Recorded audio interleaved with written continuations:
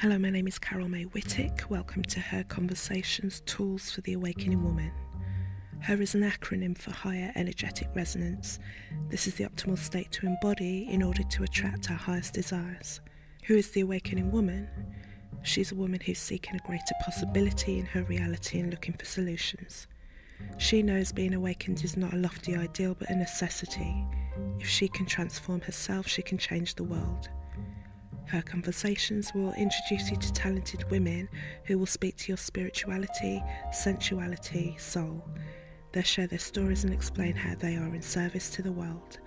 So let their words and these conversations embolden and inspire you. This week on Her Conversations, I am speaking to Veronica Parker.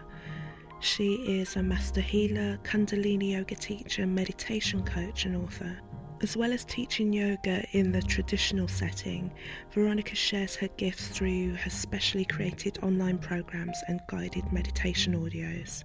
During this episode, we talk about why she chose spirituality over religion, developing a connection with angels, and also the reason she wanted to begin her own podcast series. So as always, I begin each episode by asking my guests, HER is an acronym for Higher Energetic Resonance. When do you feel at your most her? I feel like I'm most her a number of different times. One of them is definitely when I'm creating.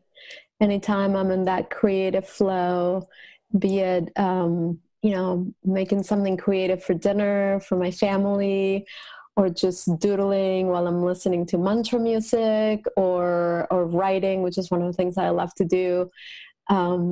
Anytime I feel like I'm in that creation, creative, creator, creation, the whole thing, I feel like I'm most in the flow. I also feel like I'm in the flow when I'm connected with my kids and when I'm in service, when I feel like I'm giving of myself, for the benefit of someone else. I definitely feel that I'm her. Perfect, thank you. And Veronica, you do a number of different things. You're a Kundalini yoga teacher, you do meditation, you're a healer, and now you're recently joined the world as a podcaster as well. So have you always been into spirituality? Have you always been a yogi? Has this always been your interest? How did your life lead you into this work and into this world? So I have a feeling I've been into spirituality for many different lifetimes. In this particular lifetime, I was raised under the Jewish religion, but I never found like a direct and true connection to this energy that we call God or goddess. By going to synagogue and going to services, I felt like I was just craving something greater, something more. So I started seeking, I started looking, for, where can I find it? So I still wanted to, in the beginning, stay within the confines of, this is what my parents gave me. Let me start being loyal to that, right? Mm-hmm. And so I started exploring a little bit of Kabbalah, which is like the mystical side of Judaism. Mm-hmm. And that's when sort of like my heart opened up, my mind opened up, and I was like, oh, this is like really cool. I can start feeling a little bit more of a sense of connection, And then also, almost like simultaneously, I had a cousin of mine that was visiting me from another country, and she did a hands-on Reiki healing session on me. And this was a cousin that, I really didn't have a lot of connection with. We weren't talking, or it was last time we had like been in the same room or connected was probably like 10 years prior. And so as she's doing the session for me, she starts like verbally telling me all kinds of messages and things that were coming through. And she literally blew my mind. Not only it felt so good on me, like in my body, but I was just like, how do you know all this? There's no way you, because I didn't even share that with anybody, but the way the information was coming through was just incredible. And I just had like this, after we were done with the session, I was like, I need to do this. I need to learn how to do this, but I was like, can we only do it in your country? She's from Israel.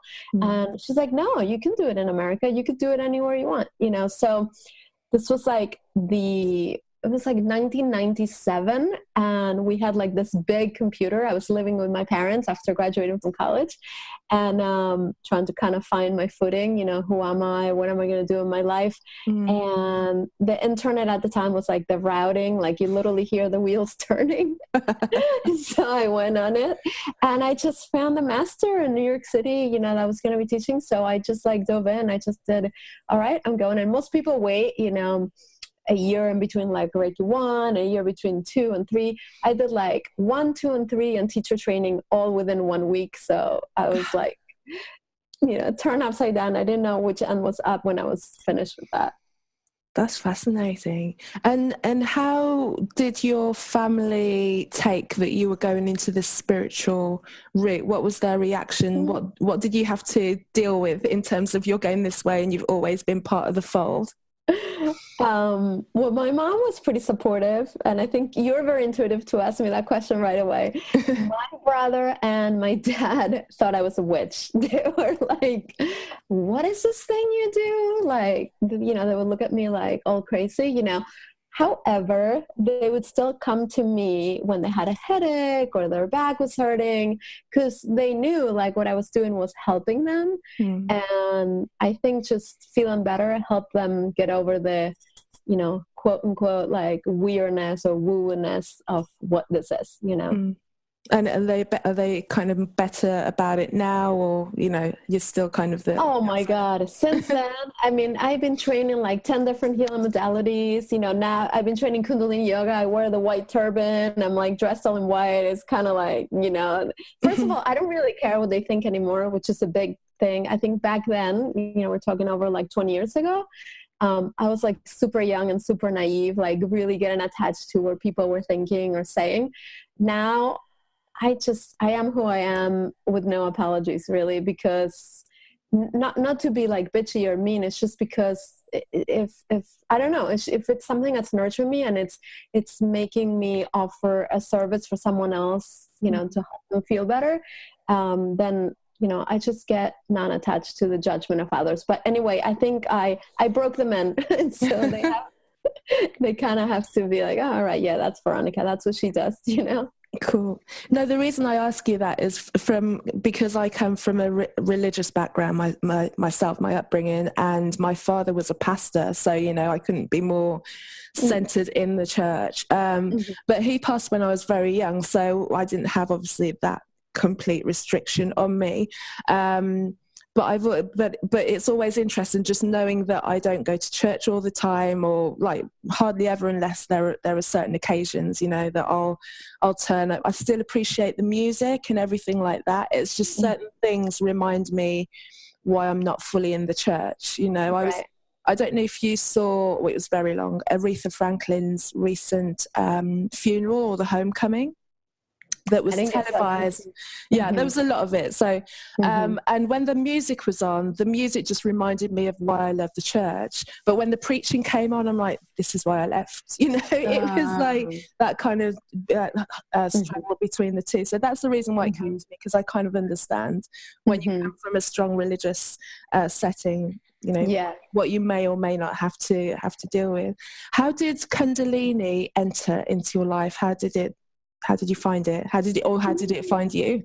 Yeah. It always finds us at the right and perfect time. So, let's see. I started listening to the music of Sanatam Kaur. She's a very famous Kundalini yoga artist, and I just loved her music. I loved her voice. It would always like really transport me into a whole other realm where any like tightness that I was feeling in my body would literally like just dissolve. I would just feel so good listening to it. And it wasn't, and I mean, I was listening to the music and chanting the mantras probably for about 2.5 years. And I had no idea that there was like this thing called Kundalini Yoga attached to the mantras or somewhat attached to it. So I actually went to Satnam Fest to go to a workshop that she was doing. And it was then that I was like, wait, there's like Kundalini Yoga that you can do with this music. And I loved it. It really kicked my butt, to be honest with you, at first. The first yoga class that I did there, I forget who was teaching it, but we had to do something, keeping the arms up. And it was like, it felt like it was like 45 minutes, even though probably was only 11 minutes. And we hadn't gotten a lot of sleep the night before because the workshop that she was teaching included a 2.5-hour sadhana in the morning. And my friends and I were so excited to do this with her that we probably slept for only like 3 hours. So yeah, it kicked my butt and I felt so good when I was done. And when I came back home, I don't know, it's like I just had, again, this sense of like, oh, I feel like I need to like jump into this training, although I didn't know how I was going to do it, but yes. It's amazing how it comes to you as well. Yeah, I just found a video on Gaiam TV. I think that's how I found out. It was something that I'd heard of for a while. And then I did this half-an-hour class. I've been doing different yogas for quite a while, and I'd been through Hatha and Iyengar, and then I'd kind of gone through my Bikram phase that everyone goes through. And then I did like a half-an-hour class online, and then it was just, and I did it just at home, in front of the laptop. And as soon as that had finished, I was like, and it was with Guru Jagat as well that she'd done. It's like short class. And then I was like, what just happened? And then I was on Google, and that was it. About 2-3 years ago now, but that's how it found me. But it's interesting that you went in. I just did a half an hour thing because I didn't know what it was, and I didn't know how strenuous it was. But how brave of you to jump in, and the first thing that you do is like a sadhana. I know. I did the sadhana, which was just incredible. I literally felt like our drive home was 3.5 hours long, and I literally think like we were flying home. We were so like elevated, like we felt high just on like what the practice that we had done. And yeah, it totally changed my life. And when did you do your teacher training? I did my teacher training in New York City at Golden Bridge with Guru Mukh 2.5 years ago. And have you been teaching steadily since? Or Yes, I have. Where do you do your classes? I do my classes, I live in Voorhees, New Jersey, and I do my classes weekly at a local yoga studio. It's called the Original Hot Yoga Center. And I also teach private classes, one-on-one and with groups. I have a little studio in my home, and I also do them via Skype as well for people that can't come here in person. That's great. And when it comes to building up your business, so you're a healer, you're doing the Kundalini. How did you start to do that? Because I know there are a lot of people that have a passion and want to turn it into a service. How do you start making your gifts pay you, and also take away the sometimes there's an element of I should be giving this away for free because it's so good. How do you get into the mentality that you have you're deserved to being paid for what you can do? Yeah, that's a great question. Because personally I've been through all those stages of like, no, I can't charge for something that I am actually loving, and I really want to help people with it. So it's definitely been a cycle for me. So I started, so I told you I did my Reiki training, and then probably right around the time that I had my first child, which was 15.5 years ago, I got back into the whole Reiki thing, and I started doing a training that's called integrated energy therapy. And it's working with the energy of the angels and also realizing the 9 different cellular memory areas in the body where we tend to store different emotions. And so that training is also like 3 different phases. You go through level 1, level 2, level 3, and then you can become a teacher of it. So it was, I believe, in level 2 where we did this visualization where you had to like cast a fishnet to different components of what you wanted to bring forth into your life. And it was really during that visualization that I realized like, A, doing healing is like part of my calling in life, and B, I need to start actually doing it. So in the beginning when I started, what I did was do it for people that I knew without charging, so that I would build my confidence up and I would like practice. So I did that for about 2 months. And then once I felt a little bit more safe and secure, like, okay, I kind of got this, I actually just started doing, sessions in a little tiny room that I had in my basement at the time, So I started doing sessions and having clients spread the word out. Of course, also simultaneously, I kept on getting pregnant and having more children. So it was like trying to do like the two things that I absolutely love, and I feel like they're my purpose in life, which is being a mom and also, being a healer and helping people. And so from that point on, it just kept on building. And and I kept on feeling good about having this exchange of energy, which is what money really is. Energy is, money is like energy and vibration, so when someone actually pays you, they're giving you something so they can receive the gift that you're giving to them, whatever service you're sharing with them. For sure. Can you talk a bit more about integrated energy healing? Yes, absolutely. So this is a modality that was created by Stephen Thayer. And as I mentioned before, it is basically connecting with the energy of the angels in different parts of your body. So I'll give you a little more concrete example. So let's say that you're having like left shoulder pain, So you might be thinking, it's because I've been stressed out, or I've been like reaching high or holding things a certain way, your pocketbook or whatever. But if we were to look a little bit further into what are other maybe emotional root causes of what could be causing you that pain, we would find out through IET or integrated energy therapy that it's actually the shoulders are places where we tend to store our shoulds. So the left side of the body is a feminine side, so it's about receiving and being. So maybe you've been placing shoulds on yourself about I should be this, or I shouldn't be this. I should be a good mom, or I should be a better listener, or I should be a better, you fill in the blank. And so when we get to the root cause emotion of it, we can begin to release it by hitting trigger points physically, but also becoming more consciously aware of, oh, that's the emotion that I've been holding there. And so we help you release it. And with that, 99% of the time, the actual physical pain also lifts away. That's interesting. Because recently, I'd say for the past week or so, I've had, it may or may not be that, but just like a kind of a right shoulder pain. You were talking about the left, weren't you?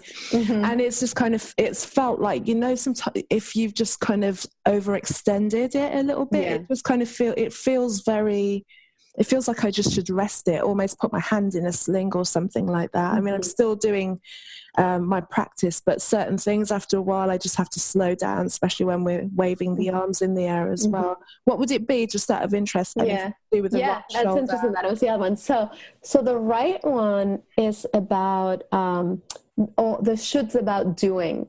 So I should do more podcast interviews, or I should, wake up earlier in the morning to do my sadhana, or I should, get more things done in a day. It's all like the masculine side, which is like very active, very doing. So ultimately, whether it's your shoulders or your legs or everything, it's about like, that coming into balance, coming into center, and really, just balancing like the giving and the receiving, the masculine, the feminine. And so maybe, ask yourself if any of that resonates with you. And again, it doesn't always have to be that. There's not always a black and white. There's a whole spectrum, of color and different answers. But sometimes it's a good place to start. Yeah. That's interesting. But I'm always a should be doing more kind of thing anyway. There's always like an element of there realizing that I'm doing a fair bit, but I think, I've always been could be doing more, should be doing more, when, I'm doing quite a bit already, so lay off myself a little bit as well. And I saw that you do your breath blueprint program. Do you still provide that? Right now I have a wait list for it because it won't be going live until this winter. Oh, okay. What is it? What is it that you're doing there? That's something that just, I mentioned angels, with IET, and I've always felt like a really strong connection with angels, and I still do in my life. And I always get these messages and downloads and guidance that I receive directly from messages, and so this program was one of those things that just literally came through. The angels were showing me wouldn't it be great if, like, the word breath, becomes an acronym for 6 different steps that we can take in our life to become more congruent with who we really are and begin to live a life that feels meaningful and fulfilled. And so the different letters are the acronym for the different steps that we basically go through in the program. And then the program basically has a portal where each of the steps, I go through different Kundalini Yoga breathing exercises, pranayama, because as you know, there's so many different ones. And everyone helps you, just get a little bit more connected with your truest self. And that's an all online program, is that? It's an all online program, and I like to also be involved, intimately involved with the participants, and so that's the reason why I typically just run it live. And so we have weekly calls that we do as well, where we work through different limitations or struggles or things that are coming up for clearing as we move through the different phases of the program. So it's a 6-week program that we do online. Great. Okay. And you say that you work with angels. Do you have a particular angel or angels that are your special connection? That's a great question. And it's such a hard question because that's almost like having you choose one of your children. Yeah, it's my favorite child. Or actually also it's the same like when I go in and teach a yoga class. I'm like, this is my favorite meditation, and this is my favorite meditation. And every time I show up, I say the same thing. Like, what? I'm like, it's really hard to choose. But anyway, so I have a couple that I work with all the time, or really play with. I don't even like to use the word work. So one of them is Archangel Michael, who is the angel that can help you feel safe, remove fears that you might be experiencing. And the other angel that I love amongst many is Archangel Raphael, and he's the angel of healing. He's the angel that basically removes any sense of separation that we might be feeling, feeling like we're alone, like we're not connected, and we're not one with this energy that is divinity. And when did you begin to develop your relationship and your play with the angels? How did you know that it was something that was real to you and you could actually work with it? That's another great question. I began connecting with angels shortly after I got married, when we decided that we wanted to start having kids. So we started trying, and it just wasn't happening fast enough for me. It was like 3 months, which, it's like I wanted to happen yesterday, and I always knew I wanted to be a mom. And so I started just started learning about angels. And at first it was a little weird, again, because of my Jewish background, and my parents had never spoken to me about angels. So I didn't want to bring something that wasn't like kosher to the equation, but the more I started learning about it, the more that I realized that angels have nothing to do with religion. They're really non-denominational beings that are just about love and light, messengers of the divine. So when I felt that I couldn't get pregnant, I started getting worried, oh my God, what if I can't be a mom and I can't have kids? I actually started writing a letter every single morning. That was like my practice every morning, just writing a letter to the angels, just saying, this is how I'm feeling. So it was like I was pouring all my fears onto the paper, and at the same time finishing the letter, just saying, please bring me a child. Please help me be a mom. Bring me a child. Help me be a mom. And so it was like 3 more months, and I actually got pregnant with my son, who's 15 and a half now. Perfect. And how would you say to somebody, this is a way that you can actually develop a relationship with angels? This is when you know that something is connected and you're actually starting to get a response from them, because it's intangible, and a lot of it is whispers or signs or anything like that. How could you convey that to someone who's heard a lot about angels and just wants to really develop that relationship? Yeah, so there's so many ways that you can do it. The first one is to Be playful about it. I think when we take it so seriously, like it has to be black or white or right or wrong, when we go into that duality mind, then we become like so attached to having it to be one way. And, we're living in a universe that's limitless. So there's so many ways that they can connect with you, and there's so many ways that they can share answers with you. So I think if in the beginning you just get to be really playful and just begin by perhaps asking for something that is not so important to you, meaning like it's not like a life or death decision. So you could just say, I remember one time just saying, okay, like show me a blue feather. Like this is what I asked them to do one time, because I was still in the doubting phase. Like I wasn't really sure, are they real? Are they listening to me? And I was like, okay, so show me a blue face. I wasn't attached as to how the blue feather was going to show up, but I just wanted it to show up. And I also wasn't attached to like, it has to happen in the next half hour. I was giving myself a few days just to notice where is a blue feather coming into my path. So I kind of waited and in my mind, I kind of had an idea of how the blue feather was going to show up, but the way that it showed up had nothing to do with the way that I was expecting. We had a beach house at the time, and my mom was coming to visit. So 3 days after I had asked for the blue feather, she came to visit, and she gave me a gift of placemats. And guess what was on the placemats? What, blue feathers? Yes. Or like peacock or something. Or just blue feathers on its own. Blue feathers. That's what all the placemats had. Don't you just love it when stuff like that happens? Yes, totally love it. Yes. Oh my gosh. Did you tell her, or did you just kind of keep it chuckle to yourself?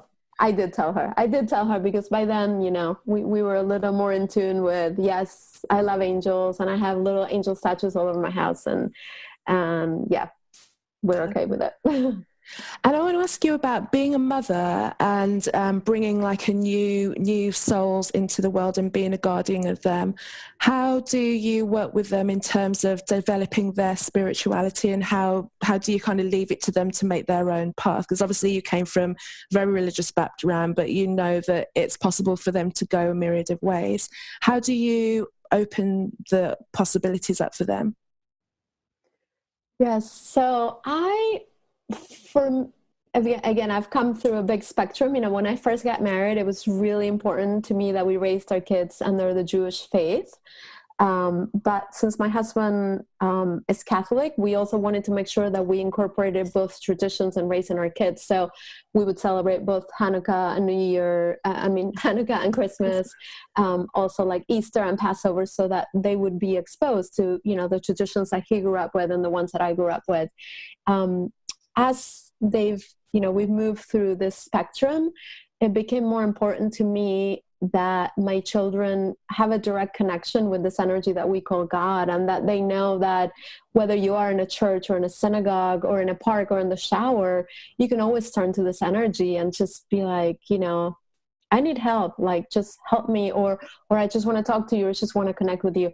And for me, the easiest way has been with angels, because in the beginning when I started with the angels, it was kind of like I was just doing it, but I wasn't sharing it with anyone. And then when I got a little bit more secure in the connection that I had with angels, and they started really appearing everywhere in my life, it's like everywhere I went, it was like all the little stores, I would see like little statues of angels, little sculptures. So I would buy them and place them all over my house. So it became a little more visible, And once we started having kids, I literally would just talk to them about angels, and I would just be like, angels are here, angels can help you. When you see the numbers 444, 444, it means that they're with you. When you see pennies on the ground, when you see feathers. So, talking about angels was like talking about, what did we have for dinner last night? It just became like our regular way of conversing. And so it's funny because I mentioned, my oldest is 15 and a half, my youngest is 11, and I have a daughter in the middle that's 13. And so the boys are not so outwardly spoken about angels anymore, but they both play soccer. And in their jerseys, the numbers that they pick are 4 and 44. So I know like they're still kind of like there, even if they're not going to publicly admit it, Sure. And what about your daughter? Is she a bit more open about it? Because girls tend to be a bit more free with things like that. Do you have a connection with her with regards to that? Yes, yes. She's a lot more open about it. You know, we can outwardly speak it. She's also more open to here and there, you know, trying a few of the Kundalini yoga meditations, or she actually came with me to New York over the summer, and we took one of Guru Jagat's classes together. Great. And it was great. It was just so nice to be able to share that with her. How did she find it? Because I'm always interested in how teens are kind of navigating their spirituality when the doors open for them. Yeah, I think she enjoys it. I feel that, you know, personally, I would love for her to do it more consistently and more frequently, but I'm not one of those moms that just like shoves things under my kids' throats, you know. So, you know, when she's ready, she knows that it's a doorway that she can open a little bit further to get even more connected. That's great. How are you finding the podcasting? Oh, the podcasting. I'm finding it really exciting. I love connecting with people, you know, and just being able to find out more about who they are and what inspires them, and how do you find, you know, fulfillment and happiness and authenticity in life, you know. So that side of it I'm really loving. The whole like administrative side, like the, you know, having to write all the notes and create all the graphics and everything else. It's like the behind the scenes of a podcast. It's been a little bit more challenging for me. Yeah, it takes a while to kind of get into the flow of getting the ball rolling and knowing the little bits that need to keep going as well. Like I had a super busy weekend, and usually by kind of like the Saturday I would have like at least edited the interview, and then I'll kind of do the voiceover over the Sunday or the Monday. And this weekend I was just like not in at all, so I found that I was editing the one that went out today because I got back kind of early evening last night, and I was just like, I'm so tired, I can't do it. And then I was doing it about like 3:00 in the morning, just doing the edit as well. So you just kind of find pockets of time. But I've got into like a pattern with it now that I can, it's not that I'm doing it unconsciously, but I can do it without it being, there's a way that I can do it, and I can be kind of like editing in one window and doing the graphics in another and writing the other one, because I'm kind of listening for a flow more than just going in and like, I don't really chop up my interviews as such. I just kind of let them run, and if something happens that feels unnatural, then I'll know I need to go and look at the audio. The thing is, it's one of those things, it's just the first one is always the nerve-wracking one, the idea, and then taking the idea and kind of like making it real, and then telling people that you're going to do it. And then once it's out there, then you're just a podcaster, right? You're just another content creator. And I think it's so exciting that we live in an age now where we can create content, we can speak to people from all over the world, we can get our voice out there, we can get their voices out there, and like you say, get inspired by other people, because it just kind of lifts us all up, really. It does really keep our vibe going. So it's great. Yeah, it's definitely fun and exciting for sure. And what do you think you'd like to do? How would you like your podcast to grow? What's the vision?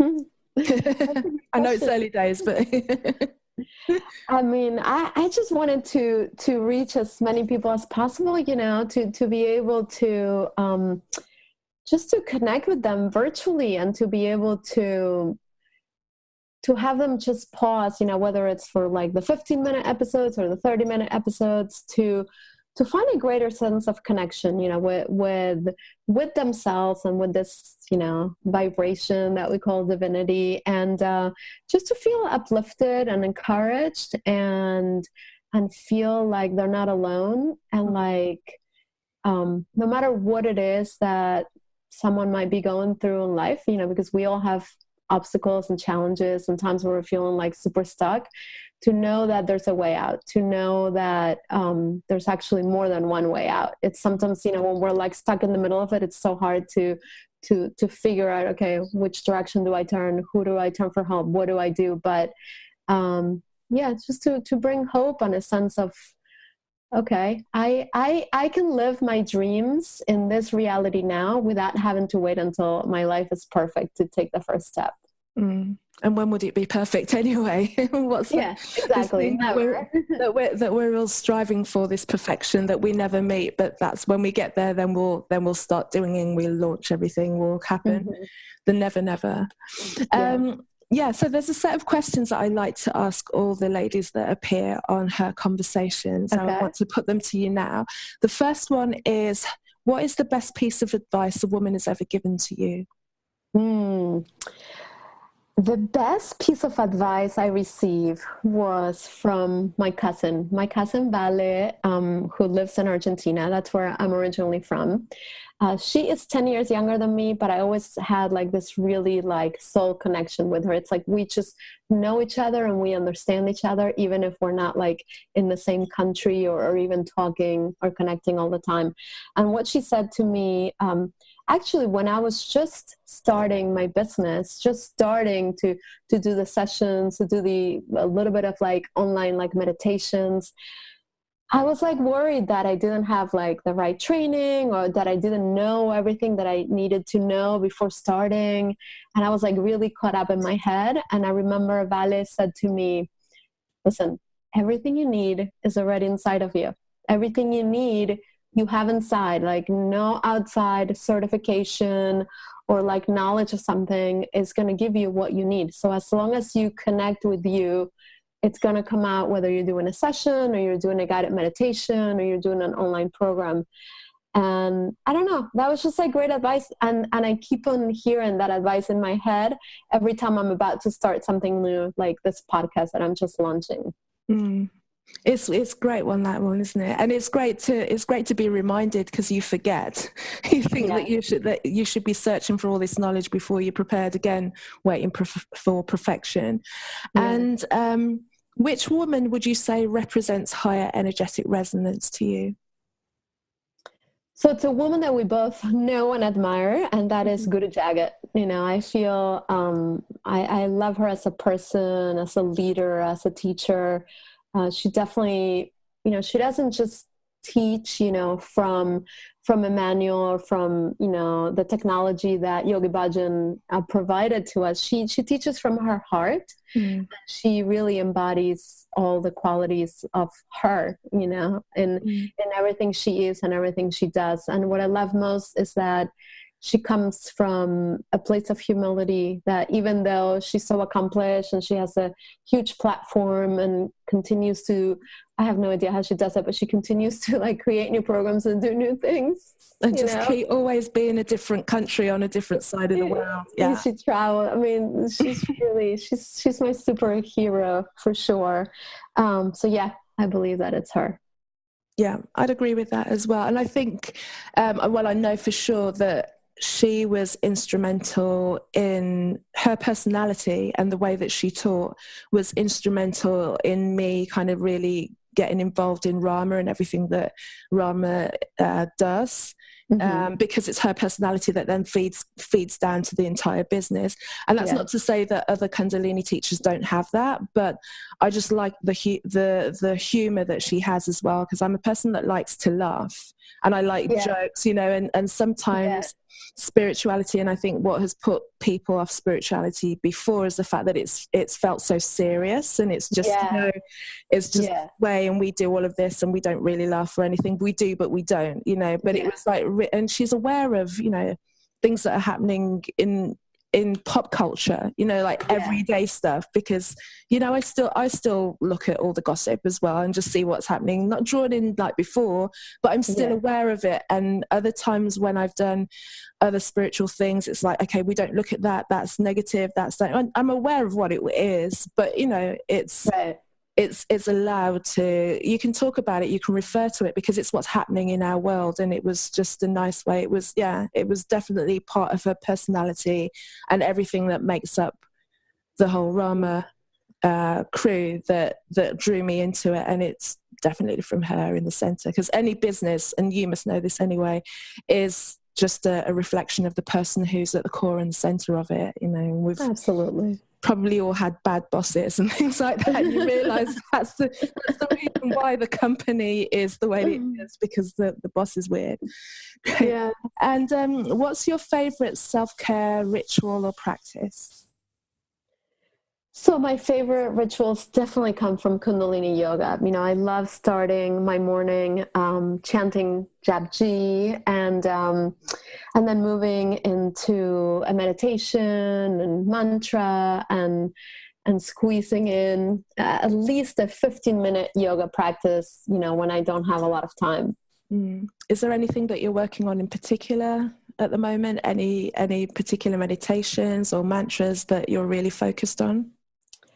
I'm working on a lot of things. So the ones that are like my daily go-tos right now, it's the Gyan Chakra Kriya, working on the magnetic field. I've been doing that for probably like 2 years, and that's one that I do every day.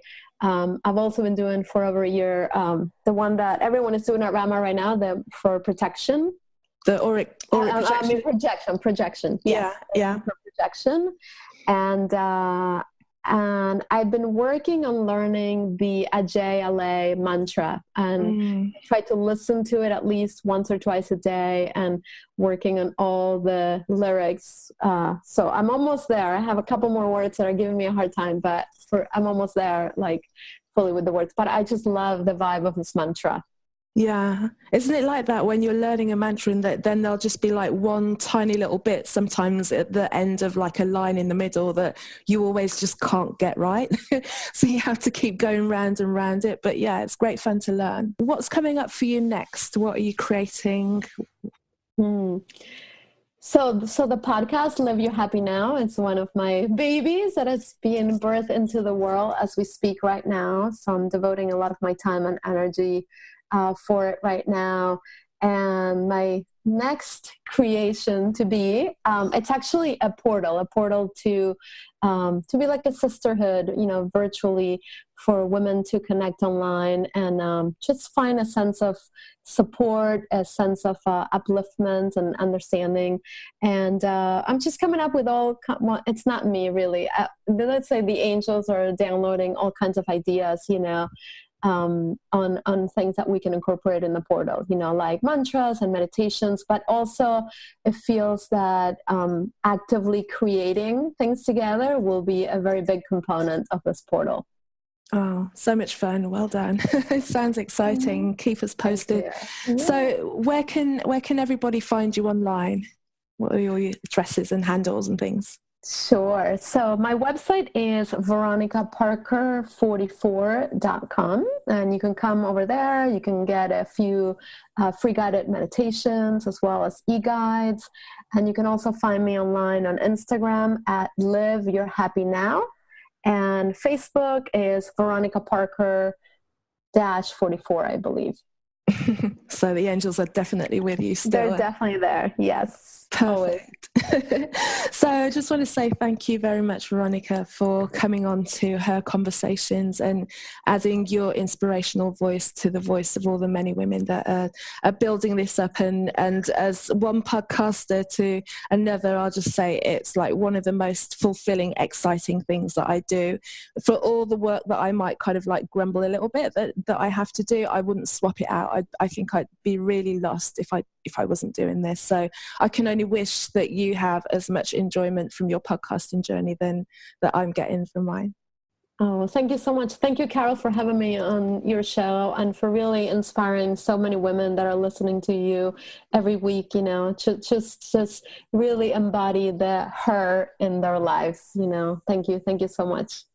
Perfect. Thank you. Satnam. Satnam. Many thanks to you, Veronica, for joining me on another episode of Her Conversations, and thank you at home for listening. You can discover more about me and the Her Project by visiting my website, which is carolmaywhittick.com. That's carolmaewhittick.com. Also find me on Facebook under the same name, and my handle on Instagram and Twitter is Kazmic, Kazmick. So until the next episode, enjoy your week. Bye.